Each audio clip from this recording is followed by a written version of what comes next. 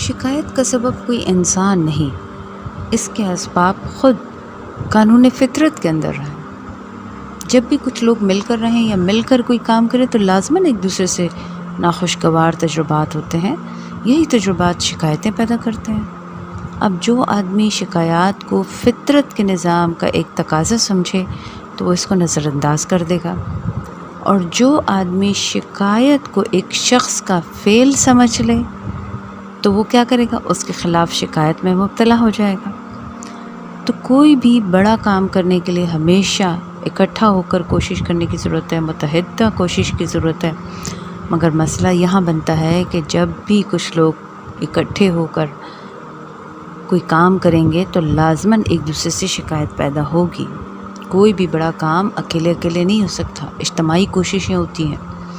اب اگر ایسا ہو کہ لوگ شکایتوں کو لے کر آپ کا ساتھ چھوڑتے چلے جائیں تو پھر کوئی بھی بڑا کام نہیں ہو سکتا۔ بڑا کام صرف وہی لوگ کر سکتے ہیں جن کے اندر یہ حوصلہ ہو کہ وہ شکایت کے باوجود اکٹھے رہیں گے، متحد ہو کر رہیں گے۔ شکایت کے باوجود وہ مقصد کی خاطر ایک دوسرے سے جڑے ہوئے ہوتے ہیں۔ اس معاملے کا ایک دوسرا سخت ترین پہلو وہ یہ کہ اجتماعی زندگی میں شکایت کا پیدا ہونا لازم ہے۔ اس لیے شکایتی مزاج کے لوگ عملاً ڈبل سٹینڈرڈ ہوتے ہیں۔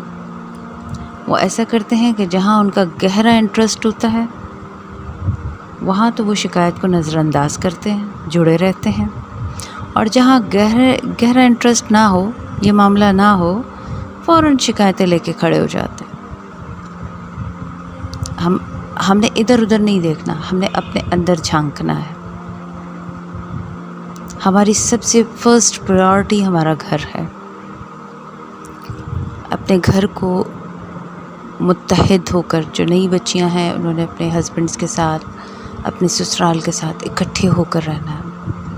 جو ہم بزرگ ہیں، ہم بڑے ہیں، ہم نے بھی اپنے بچوں کے ساتھ اکٹھا ہو کر رہنا ہے۔ اسی طرح جو ادارے ہیں، اداروں میں کچھ لوگ کام کرتے ہیں، ہم نے اکٹھا ہو کر کام کرنا ہے، کیونکہ کوئی بھی بڑا کام اکیلے اکیلے نہیں ہو سکتا۔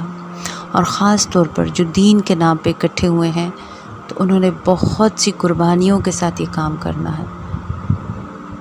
یہ جو مزاج ہے نا، یہ فطرت کا ہے، یعنی یہ میرے اندر ہے، اندر کی مثالیں ہم نے اس کو ڈسکس کرنا ہے۔ ابھی ہم نے شکر کو ڈسکس کیا نا، تو ہم نے اپنے آپ کو ٹٹولنا ہے کہ کہیں ایسا تو نہیں ہوتا کہ اگر ایک بیٹی بڑے اعلیٰ عہدے پر ہے اور داماد جی بھی بڑے اعلیٰ پوسٹ پر ہیں اور وہ کچھ بھی کریں تو جی کوئی شکایت نہیں، یہ بیٹا ہے، بہو ہے، وہ جی بڑا بیٹا تو بڑے اعلیٰ عہدے پر ہے، بڑی بہو صاحبہ بھی ہیں، وہ کچھ بھی کریں، لڑیں بھڑیں، بدتمیزی کریں، ہم اگنور کر جائیں گے۔ اور چھوٹا بیٹا جو مالی لحاظ سے کمزور ہے، بیوی بھی بہت اطاعت گزار ہے، بات ماننے والی ہے، بیٹا بھی بہت عاجز ہے، وہاں پر ہم ان کی ہر بات میں ٹانگ اڑائیں، ہر بات میں ان کے لیے شکایتیں۔ چھوٹی بیٹی ہے، وہ مالی لحاظ سے کمزور ہے، تو بس ہمیں اس میں ہر برائی، ہر خامی نظر آئے۔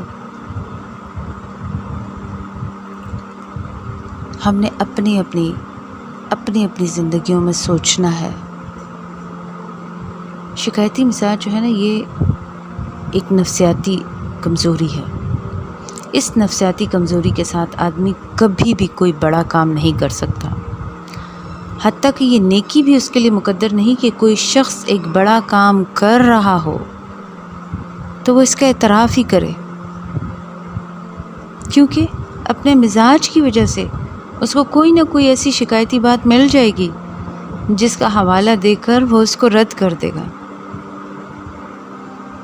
اور کچھ لوگ رد کرتے کرتے الگ ہو جاتے ہیں۔ اسی طرح بڑے بڑے ادارے جو ہیں وہ ملیا میٹ ہو جاتے ہیں۔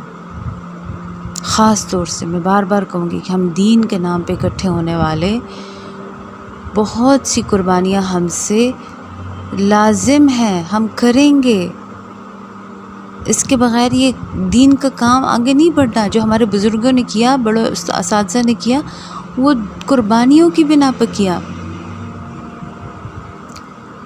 استادوں کی بات تو ہے نا کہ بابرکت ہے جس کو استاد کی ڈانٹ پڑے.